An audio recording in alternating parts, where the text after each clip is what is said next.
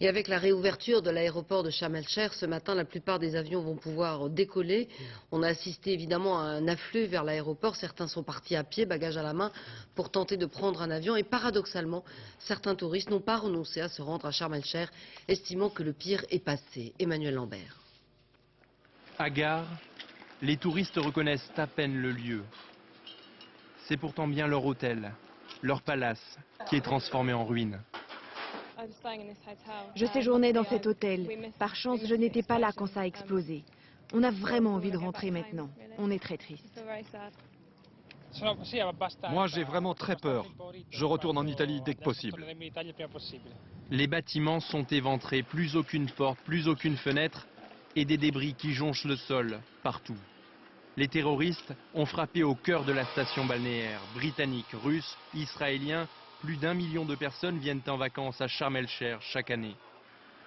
Ce matin, à même le sol dans les jardins des hôtels, ils étaient des dizaines à attendre, hébétés, prêts à partir. D'autres s'activaient pour régler la note et fuir. Je suis très choquée. Je suis heureuse de revenir à la maison ce soir. J'étais dans la piscine cette nuit et j'ai entendu un énorme bruit. Tous les gens couraient, criaient, appelaient leur famille.